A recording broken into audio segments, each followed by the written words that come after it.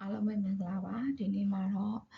assignment ရေးသားတဲ့အခါကျလို့ရှိရင်ဘာတွေပြင်ဆင်ရမလဲဆိုတာနဲ့ပတ်သက်ပြီးတော့ပြောပြပေးချင်ပါတယ်။ဘာလို့ဒါကိုပြောပြလဲဆိုတော့အခုချိန်ကအလုံးဝ right timing ပေါ့နော်။ကျောင်းသားတစ်ယောက်ကိုစာသင်ပေးနေရနေပြီးတော့မှ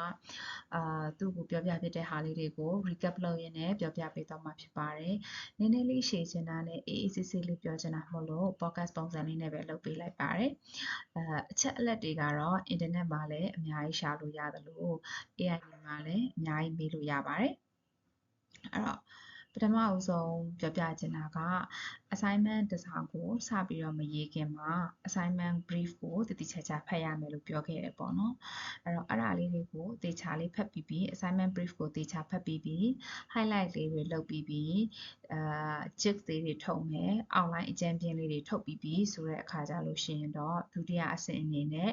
စာရှာတဲ့စာဖတ်တဲ့အဆင့်ကိုရောက်ပါတယ်အဲ့ဒါကိုဘယ်လိုခေါ်လဲဆိုတဲ့အခါကျတော့ researching and gathering information လို့ခေါ်ပါတယ်နော်ဆိုတော့ဘယ်လိုရှာရမလဲဆိုတဲ့ဟာကအရေးကြီးပါတယ်အခုနောက်ပိုင်းမှာ AI ကိုအရန်သုံးလာကြတဲ့အခါမှာကိုယ်တိုင်လည်း AI ကိုသုံးပြီးတော့မှ response တွေထုတ်ကြည့်တယ် prompt တွေပေးကြည့်တယ်သူတို့ရဲ့ result တွေကိုကြည့်ကြည့်တဲ့အခါမှာ AI ဒီ AI ကိုဘယ်လိုပြောလဲဆိုတဲ့အခါကျတော့လေအုံနောက်မရှိဘူးလို့ပြောကြရတော့သိလားသူက reasoning power မရှိတာပါတကယ်တော့လေအဲ့တော့အကြောင်းအရာတစ်ခုကိုထပ်ခါပြောတာမျိုးတွေလုပ်တတ်ပါတယ်ဥပမာဆိုကြပါစို့ပေါ့နော်ကျမတို့က assignment တစ်ခုရေးတယ်ပေါ့အဲ့ရေးတဲ့အခါကြလို့ရှိရင်ဟိုပေါ့နော်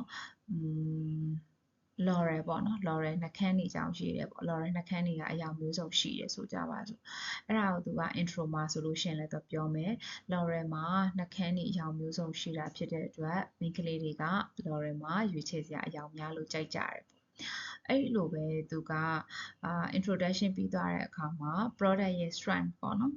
SWOT လောက်ကြရတယ်ပေါ့နော်အဲ့ဒီခါကြလို့ရှိရင်လည်း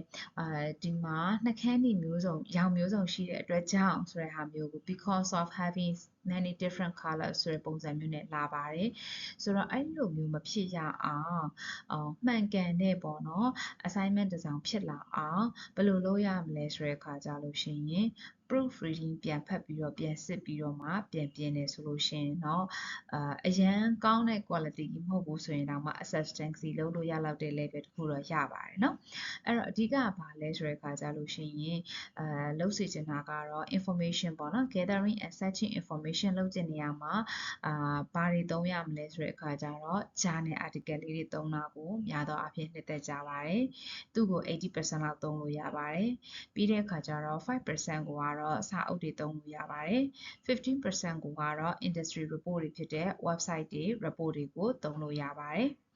အဲ့တော့အဲ့ဒါလေးတွေကိုဗမာရှာရမလဲဆိုတဲ့အခါကြလို့ရှိရင်ဟိုတနေ့ကဗီဒီယိုလုပ်ပေးထားတယ် how to search and cite ဆိုတာလေးရှိတယ်လीเนาะinsightful xyz ဆိုတဲ့ဟိုliterature connected လုပ်တယ်လေ connected paper လေးတွေလုပ်ပေးသွားတဲ့ဗီဒီယိုလေးမှတ်မိမယ်ထင်ပါတယ်အဲ့ဒီမှာကြည့်ပေါ့နော်အဲ့ဒီမှာဆိုလို့ရှိရင် academic နဲ့ပတ်သက်တဲ့ journal article တွေရှာတာပါမယ်ပြီးတဲ့အခါကျလို့ရှိရင်ရှာပြီးသား paper တွေကို cite လုပ်တာပါမယ်ပေါ့နော်အဲ့ဒါဆိုရင်ကGPT မှာများသောအားဖြင့်ဖြစ်လေ့ဖြစ်ထရှိတဲ့ faded information တွေမပါတော့ဘူးပေါ့နော်နောက်တစ်ခုသတိထားရမှာကဘာလဲဆိုတော့အဲ့ဒီစာတွေကိုဖတ်တဲ့အခါကြလို့ရှိရင် Chat GPT ကိုသုံးပြီးတော့ဖတ်ခိုင်းတာတိတ်ပြီးတော့အဆင်မပြေပါဘူးသူကတကယ်သွားပြီးတော့မဖတ်နိုင်တာကိုတွေ့ရပါလိမ့်မယ်အကယ်လို့စမ်းကြည့်ကျင်တယ်ဆိုလို့ရှိရင်လည်းစမ်းသပ်ကြည့်လို့ရတယ်ပေါ့နော်ဆိုကြပါစို့ခုနကရှာလိုက်တဲ့ literature file journal လေး3 file လောက်ရှိတယ်ပေါ့နော်အဲ့ဒီ3 file ကို upload တင်ပြီးတဲ့အခါမှာသူ့ကိုအရိုးရှင်းဆုံးဖြစ်တဲ့ APA citation style လေးလုပ်ပေးပါလို့ပြောလိုက်ပေါ့နော်အဲ့ဒါဆိုလို့ရှိရင် author နာမည်မှားရင်မှားမမှားရင် title တွေမှား title မမှားရင်DOI လိမ့်နေမှာပေါ့နော်အမှားကတော့တစ်ခုမဟုတ်တစ်ခုမှားပါတယ်ဒီနေ့စမ်းသပ်ကြည့်တဲ့အခါကျတော့ journal 9 ဆောင်တင်လိုက်တယ်9 ဆောင်မှာသူမှန်မှန်ကန်ကန် citation ထည့်ပြီးတော့ပြန်ပေးတာကတစ်ဆောင်ပဲရှိပါတယ် ကျန်တဲ့၄ခုမှာက author နာမည်တွေလွဲတယ်ခုနက journal နာမည်တွေလွဲတယ် DOI တွေလွဲပါတယ်အဲ့တော့ citation reference သုံးမယ်ဆိုလို့ရှိရင်နောက်နေ့ကျရင်တော့ video လေးတက်တက်ထပ်လုပ်ပေးမယ်နော် MyBIB တို့ Scribble တို့အဲ့ဒါလေးတွေကိုသုံးတာကတော့ပို့ပြီးတော့သင့်တော်ပါတယ်နောက်ပြီးတဲ့အခါကျတော့ introduction ရေးတဲ့အခါပေါ့နော် introduction ရေးတဲ့အခါကျလို့ရှိရင် AI ကိုရေးခိုင်းကြည့်ပါသူကဘယ်လိုရေးလေးရှိလဲဆိုတော့ဥပမာဆိုကြပါစို့ဘာကြောင့်ပေါ့နော်ခုနပြောတဲ့ brand analysis ပေါ့နော်အဲ့ဒီမှာ L'Oreal ရဲ့နှာခမ်းတွေကို analysis လုပ်မယ်ဆိုလို့ရှိရင်သူကတခါတည်းတန်းပြီးတော့မှ L'Oreal စီကိုတန်းသွားတယ်ပေါ့နော် L'Oreal မှာ brand analysis တွေဘယ်လိုတွေလုပ်လို့ရတယ်ဘာတွေဆိုတာမျိုးတန်းသွားတယ်အကယ်လို့ human introduction ပေါ့နော်လူကိုယ်တိုင်ရေးတဲ့ introduction ဆိုလို့ရှိရင်ဒါကတော့ maybe တယောက်နဲ့တယောက်နဲ့အမြင်ပေါ်မူတည်ပြီးတော့ကွာခြားနိုင်ပါတယ်ကျမရေးလေးရှိတဲ့ပုံစံကျမကျောင်းတက်တုန်းကရေးခဲ့တဲ့ပုံစံနဲ့ကျမစာဆက်လို့ရှိရင် comment ပေးတဲ့ပုံစံလေးကကြတော့အရင်ဆုံးကျမက intro လေးကိုစပြီးတော့ပြုခိုင်းလေးရှိပါတယ်ဥပမာဘာ brand identity ဆိုတာကဘာလဲပေါ့ပြီးသွားတဲ့အခါကျလို့ရှိရင်ဘာကြောင့် brand identity ကအရေးကြီးတာလဲပေါ့thesis တွေ research တွေ guide လုပ်တဲ့အခါကျလို့ရှိရင်လည်းဒီ outline လေးကိုပေးဖြစ်ပါတယ် what is ပေါ့နော် what is ပြီးတဲ့အခါကျရင် why it is important ဒါတွေကအရန်ကိုမှအခြေခံကြပြီးတော့အသုံးများတဲ့ပုံစံတွေပေါ့နော်ဘာကြောင့်အရေးကြီးတာလဲဆိုတဲ့ပုံစံမျိုးလေးတွေကိုပေးလေးရှိပါတယ်ပြီးတဲ့အခါကျလို့ရှိရင်တချို့ information တွေက chapter 1 introduction ပေါ့နော်ဒါမှမဟုတ်ဆိုလို့ရှင်လဲကိုယ့်ရဲ့ဒီ essay တို့ assignment တို့ရဲ့ introduction မှာမပါရသေးဘူးမပါရသေးမဲ့အချက်အလက်တွေပါနေတတ်ပါတယ်ဥပမာဆိုကြပါစို့ဘာကြောင့် L'Oreal ကိုရွေးပြီးတော့အသုံးပြုရတာလဲဆိုတာကိုအယောင်ကြောင့်လို့ရွေးချယ်စရာအယောင်တွေများလို့ပြောချင်တယ်ဆိုရင်ကျမတို့က analysis ပြီးတော့မှပြောချင်တာပါဒါပေမဲ့သူကအခုတည်းကကြိုပြီးတော့ပြောနေတာမျိုးတွေရှိတတ်ပါတယ်အဲ့ဒါတွေကိုဖြတ်ပစ်ပါ edit လုပ်ပါ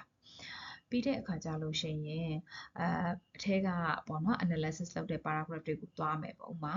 SWOT ကိုသုံးပြီးတော့ဖြစ်ဖြစ်ဒါမှမဟုတ်ဆိုတဲ့အခါကျလို့ရှိရင်လည်းကျမတို့ BCG matrix တို့ဘာတို့ကိုသုံးပြီးတော့ဖြစ်ဖြစ်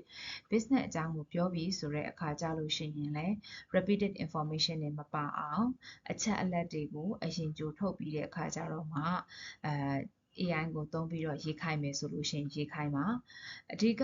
တော့ဘာအနေနဲ့သုံးလို့ရလဲဆိုတဲ့အခါကြလို့ရှိရင် idea တွေကို paragraph အနေနဲ့ writing လုပ်တဲ့နေရာမှာသုံးလို့ရပါတယ်ဒါပေမဲ့တခုသတိထားမှာက GPT ကနေပြီးတော့ထွက်လာတဲ့စာတွေအကုန်လုံးက AI text တွေဖြစ်နေမှာပါအဲ့တော့ကိုယ့်ဘာသာကိုရေးတာနဲ့ AI text ကိုရေးပြီးတော့မှ humanizing ပေါ့နော်ကိုယ့်ဘာသာကိုပြန်ပြီးတော့ paraphrasing လုပ်တာကဘယ်ဟာကပို့ပြီးတော့အချိန်ကုန်သက်သာမလဲဆိုလို့ရှိရင်တော့ AI ကိုရေးခိုင်းပြီးတော့ကိုယ်ကိုယ်တိုင်ပြန်ဖတ်ပြန်စစ် proofreading ပြန်လုပ်တာကတော့တကြောင်ချင်းစီထိုင်ပြီးတော့ typing ရိုက်ပြီးရေးတာထက်တော့ပို့ပြီးတော့မြန်တာတော့အမှန်ပါပဲဒါပေမဲ့သတိထားရမှာက AI ကိုသုံးပြီးတော့ရေးလိုက်တယ်ဆိုတဲ့အခါကျရင်ပြန်စစ်ဖို့လိုတယ်ကိုရေးခိုင်းတဲ့အတိုင်းသူရေးရဲလားအဲ့တော့ prompt တိုင်းကိုတစ်ချက်ပေးတစ်ချက် copy ယူပြီးတော့မှဆွဲထည့်တာမျိုးကတော့လုံးဝလုပ်လို့မရပါဘူးလုပ်လိုက်လို့ရှိရင်လည်းကြာမှာပါနော်အဲ့တော့အောင်မြင်အနည်းဆုံးတော့အောင်မှတ်ရအောင်ဆိုလို့ရှိရင်တော့teacher ရဲ့အောင်ရင်တော်ပါပြီပေါ့နော်အောင်ရင်တော်ပါပြီဆိုလို့ရှိရင်တော့အဲ့မှာသွားပြီးတော့မလုပ်လဲဆိုတဲ့အခါကြလို့ရှိရင်ကိုပေးလိုက်တဲ့ idea ကိုအရင် outline ထုတ်မယ်နော် idea outline ထုတ်တဲ့နေရာမှာမေးခွန်းနဲ့ကိုက်မကိုက်ဆိုတာကိုလူကိုယ်တိုင်ပြန်ပြီးတော့စစ်ဆေးနိုင်ရမယ်နော်လူသားပါရမယ်ပေါ့နော်အဲ့ဒါတစ်ချက်လိုမယ်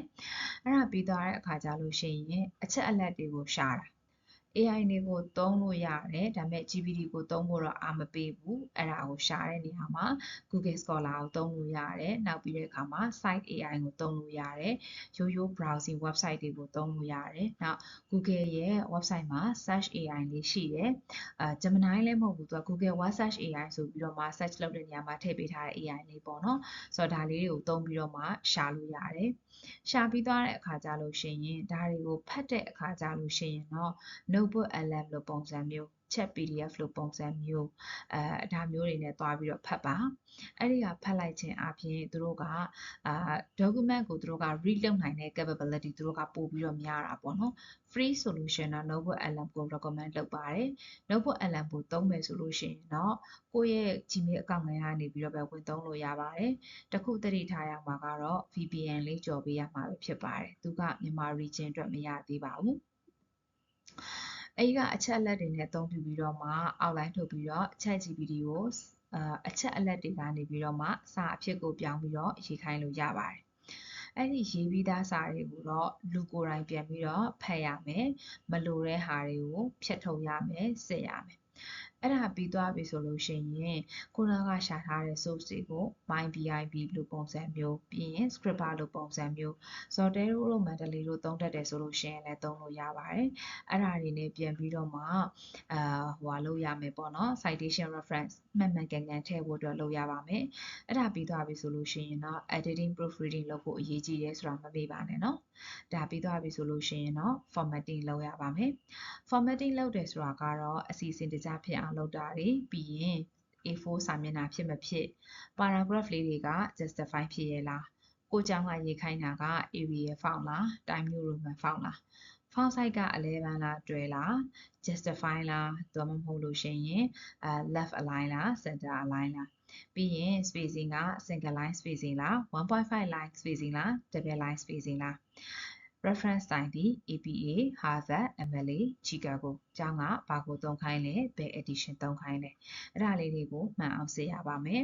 ပြီးတော့တဲ့အခါကျတော့ကျောင်းတွေက cover သုံးခိုင်းပါတယ်အဲ့တော့ cover မှာဆရာရဲ့ information subject ရဲ့ code တွေ module code တွေမှန်ပြီလားကိုယ့်ရဲ့နာမည်မှန်ပြီလားကိုယ့်ရဲ့ student ID မှန်ပြီလား submission date ပြီးရင် workout မှာတတိထားရမှာကတချို့ကျောင်းတွေက plus or minus 10% ပေးပါတယ်တချို့ကျောင်းတွေကတော့မပေးပါဘူးအဲ့ဒီအတွက်ကိုတချို့ကလည်း workout ကိုအရင် sensitive ဖြစ်ပါတယ်တချို့ကတော့လည်း flexibility အနည်းငယ်ထားပေးပါတယ်တချို့က4000ဆိုရင်4000ကွက်တီလုံးဝပို့မရဘူးလို့မရဘူးမျိုးတွေရှိတယ်ဆိုရင်တေချာစစ်ပါ workout ကိုတေချာပြန်ပြီးတော့စစ်ပါ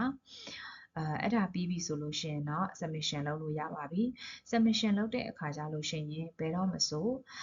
အကျူတဲ့ deadline ထက်ကိုတရက်လောက်တော့အနည်းဆုံးစောပြီးတော့တင်သင့်ပါတယ် system error ဖြစ်တာတွေကကာကွယ်နိုင်အောင်လို့ပါ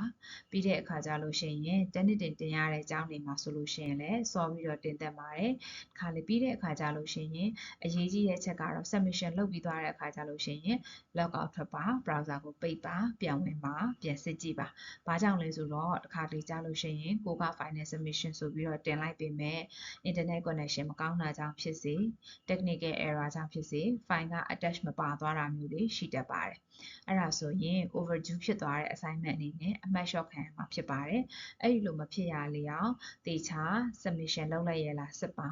တနှစ်တင်ကနေပြီးတော့မှ submission report လေးကို download လုပ်ထားပါနောက်ပြီးတော့ဘာသာရပ်တစ်ခုကိုလေ့လာပြီးပေါ့နော်ဒါကတော့ assignment အတွက်ပြောတာဖြစ်တဲ့အတွက်ပေါ့နော်ဘာသာရပ်တစ်ခုကို assignment အနေနဲ့လေ့လာပြီးသင်တန်းအနေနဲ့ subject အနေနဲ့တက်ရပြီး course work အနေနဲ့လုပ်ရပြီးဆိုတဲ့အခါကြလို့ရှိရင်အတန်းစတက်တဲ့နေ့တွေကဆရာရဲ့ lecture note တွေပြီးသွားရင် sharing လုပ်တဲ့ lecture slide တွေပေါ့နော် PPT တွေအကုန်လုံးကို folder လေးတစ်ခုထဲမှာစုထားပါကုတ်နံပါတ်ပေးပါ module နံပါတ်ပေးပါ lecture note တွေ assignment note တွေဆရာပြောသွားတာကိုကိုယ့်ဘာသာကို note taking လိုက်တဲ့ notes တွေအကုန်လုံးကိုတခါတည်း folder တစ်ခုထဲမှာတင်ထားပါအကယ်လို့ hard copy နဲ့ခြာရေးတဲ့လူမျိုးဆိုလို့ရှိရင်ဓာတ်ပုံရိုက်ပြီးတော့မှဟိုပေါ့နော် PowerPoint ထဲမှာထည့်တာဖြစ်စေ Microsoft Word မှာဖြစ်စေထည့်ထားပါထည့်ထားပြီးတဲ့အခါကျလို့ရှိရင် folder တစ်ခုထဲမှာတင်ထားပါ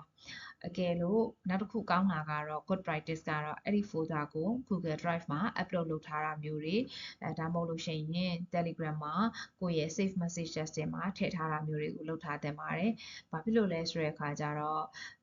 technical တွေပေါ့နော်အဓိကတော့နည်းပညာတွေဖြစ်တာဖြစ်တဲ့အတွက် computer တွေဆိုလို့ရှိရင်လည်းအချိန်မီရွေး error ဖြစ်သွားနိုင်တယ်။အဲ့တော့ deadline นี้မှာလုပ်တဲ့အကျင့်ကြီးကိုပြင်မှာမလုပ်ပါနဲ့တော့ပြီးရင် backup အမြဲတမ်းထားပါစာကိုတေချာလုပ်ပါ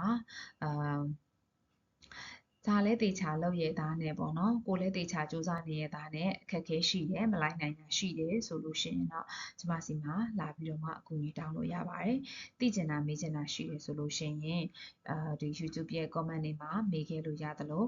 399 699 8539ခုနဲ့ကျမရဲ့ Telegram မှာလည်းလာရောက်ပြီးတော့မေးမြန်းဆွေးနွေးနိုင်ပါတယ်ရှင်အားလုံးပဲအဆင်ပြေကြပါစေเนาะ assignment တွေမှာအမှတ်အများကြီးရကြပါစေရှင်